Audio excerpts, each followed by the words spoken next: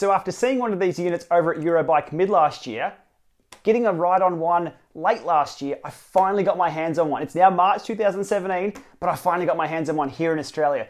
I've got it just for the weekend. I can't do a traditional unboxing because it's already unboxed. So I'll take you through the unboxing kind of and a general overview of the unit. We'll put the bike on and we'll rip out some sprints. Let's get stuck into it. So when I spoke to the guys over at Eurobike about this, they were super proud of this unit. I sort of tapped it and said, that's built very, very well. They were American and they were proud. How tough is this thing? Now don't tell anyone I'm doing this. This is how strong this unit actually is. Big metal case. That thing is hammer tough. So I'll mount my bike on this one now, not this one.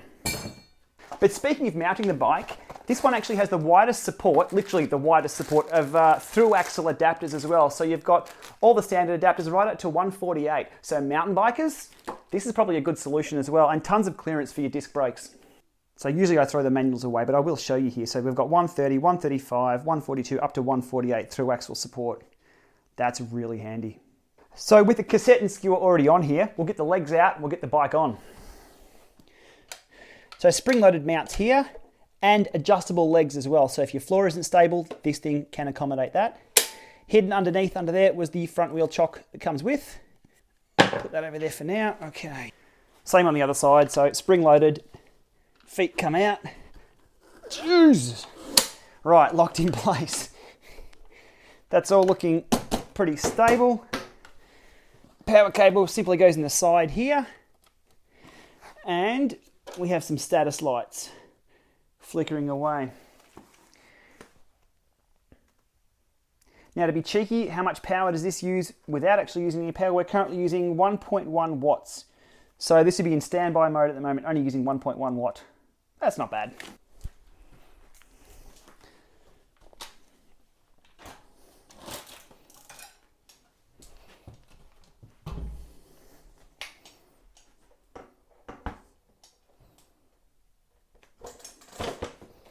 It has a very low profile through here, so it's easy to get the rear on.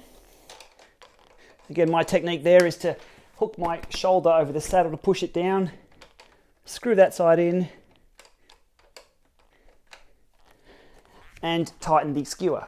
Not He-Man tight, but tight enough so your mum can undo it. It's probably about the test that I use. Okay. Front wheel chock in. Close enough. One thing of note, and it's not uncommon for these trainers as well, is the bike isn't centered. So you've got the 2 feet splayed out, but the bike isn't directly in the center. So you're going to have a little bit less give in one way than the other if you're going to be risking it and going all out side to side. Just be aware of that. Let's have a look from the back side. So you can see here the center of the bike is over here, but the center of the legs is over about here with the unit itself. So it should be fully balanced, just something to be aware of. We'll go through the tech specs of this just quickly, but I will link below to Ray Maker's review of this and also James Gill over at Titanium Geek. Both guys have some really good blog articles on this trainer. So for trainers like this, to simulate good road feel, what they need is a really good flywheel. This one has a 20-pound flywheel weight, so it's a little heavier than even the Kicker, and it can also simulate grades of 20%. 20% simulation, that's some serious hard work. So this thing has a lot of bite in it. The Hammer also has both Bluetooth Smart and ANT+, and it's dual broadcast. It doesn't shut one or the other off. You can use both at the same time. There's a few tricks there if you want to do that, but really handy for me when I want to use Zwift and set erg mode with something else on my mobile. So that's a thumbs up. That was actually an okay sign. Thumbs up for me for the protocol support. So let me just plonk my butt on the seat, see if we can turn the pedals over, then we'll kit up and go for a ride.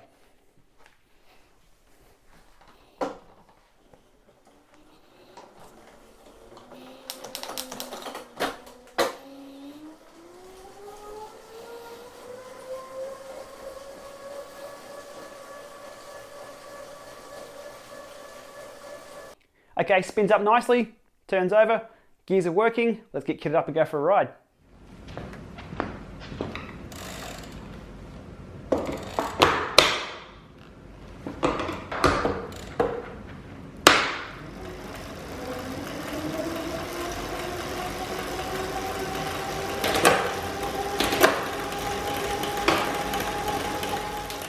So that wasn't quite the same room as I was in now. That footage was taken from Long Beach, California when I was over there at Zwift headquarters late last year, and I had a chance to ride the Hammer there. I didn't have the Hammer long enough here to actually get some good footage, so I've put that in place. Same trainer, same experience. Onto a few of the details. Noise-wise, I think they use the same belt internally, or a very similar belt to the Kicker and the Kicker 2. It has that kind of whine to it. Let me play that noise just here. Probably a little quieter than the Kicker 2 though. Definitely not silent like the Neo. So the road feel and resistance simulation was excellent. I put that down to the nice heavy flywheel and the big beefy unit that this thing is. But just riding along, it sort of brought the pedal stroke over like you expect outdoors, and going up a hill, when the gradient said 10%, it felt like 10%, so thumbs up there. So responsiveness wise, it's probably on par with a lot of other trainers as well. I think there's still a lot of room we can really squeeze that down in with either firmware of the units or maybe even some more smarts in the software. But I like it for when I hit a 6% gradient, I want it to like kick me in the butt straight away, 6%. And erg mode, when it says 400, bang, I want 400. I'm ready for that fight straight away. When it says 400, I want 400. Whether it's a limiter of the technology inside the smart trainers or the software, as I said, don't know. But I would like to see some changes here made in either the software or the firmware of these units to give us a more realistic experience. This is a common observation and comment from people who first get a smart trainer and say, hey, what's going up a hill? Why does it take a few seconds? And also when they hit erg mode for the first time, they say it's taking a few seconds to kick in. After a few weeks, we all get used to it and just accept that that's the way it is. But I think it's time to make it better. Okay, over to DC Rainmaker's analysis tool. We know I love this website. Alrighty, what we have here is the CycleOps Hammer versus the PowerTap P1 pedals. Both the same company, by the way. I've got a 5-minute effort there, ramping up at the end. Another one, similar effort, and then an erg mode test. All right, diving into the first one. What we're seeing here initially, just riding along as we step it up, very close. Then we get some separation. And that continues all the way through there. That ended up being about 10 watts under on the hammer compared to the pedals. So chalk that one up as 10 watts different. The next one, very similar kind of test there. Again, around 300, 320 watts, not too bad. Then we start seeing some separation along here, up around 350. They track quite similarly, so that's a good sign. But again, the hammer's just a little bit lower than the pedals. Bit of a spurt there at the end. And there was another calibration done between those two as well, just to make sure everything was just fine. That 10 watts out can be explained by, I guess, drivetrain losses. If I'm cross-chaining and things like that, usually I'm pretty good. But I'll wear a few percent, 10 watts, okay. So then we switched over to erg mode. Okay, onto the erg mode test on the hammer. This was set to 320 watts on the mobile app, talking directly to the hammer trainer. You can see here the power responsiveness, which I'll talk about a little bit more in a sec, was good from the hammer. As soon as you bang on the pedals, well, literally on the pedals, here you can see the PowerTap pedals, the responsiveness of the power reporting, spot on. So sprints and kicks and things like that on Zwift, when you're responding to attacks from the hammer, responsiveness really good. Didn't quite get the same peaks as both pedals in the 2 peaks that I did there at the start, just to sort of get the system moving. And again, we're seeing the hammer just a little bit lower than the PowerTap pedals. And then there through to the end, this was just riding along. It's actually quite super accurate when you're just riding along. But as soon as the hammer goes down, well, literally the hammer goes down, it's a bit of separation there. My quick analysis of ride number 1, the hammer was reading a little lower. Could it be drivetrain losses? Maybe. But everything was calibrated, and I'm using the same power meters from the same company, so I'd like those a little closer. Anyway, test number 2, rack it up. Now this one was a free ride mode using sim mode, so when I'm going up a hill, it feels like a hill on Zwift. About a 20 to 22 minute effort. And we've got the PowerTap pedals here reading, again, a little higher than the hammer. And then at the end there, we had a separation of near on 20 watts overall. So with that, now the calibration was done. I did a small step test here. So stepping up from 150, 200, 250, 300, 350, 400. And you can see the erg mode there is quite smooth and the pedals are quite rough because that's me, that's a human, being a bit rough on the pedals. But the averages were still higher on the pedals than they were from the actual hammer itself. And into the sprint responsiveness test. Again, pretty good.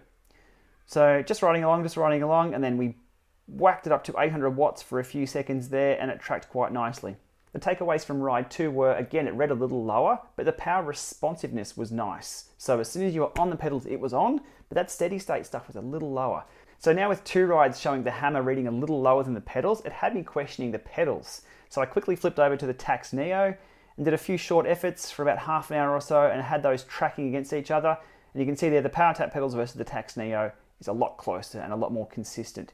So the disclaimer for this, it was only one unit I had access to. It was a demo unit that's been carted around quite a bit. Could have even been an early model hardware unit, I'm not quite sure. But I have packaged up all this data and sent it off to the guys at CycleOps and PowerTap, and they're looking deep into it. I've also offered to be on their beta firmware group, as I am for quite a few other trainer manufacturers. So if I can get a hold of one of these hammers myself to have permanently, I'll be able to give them more feedback on this, and we can get those things lined up perfectly. As you saw, the responsiveness was good. The actual tracking of both power units were really, really good. One was just a little lower, so we can just squeeze that gap a little bit with a bit more work on the firmware. Let's do it. So one of the quotes I heard, I think it was from Ray Maker, was that everyone told CycleOps to go build themselves a kicker. And they've gone and built themselves a kicker. Maybe even a little better in some aspects. With a few tweaks to the firmware and the calibration process, I think we've got a new contender for the top end of the smart trainer market. All right, comments, questions, likes below. Much appreciated. Thanks for watching.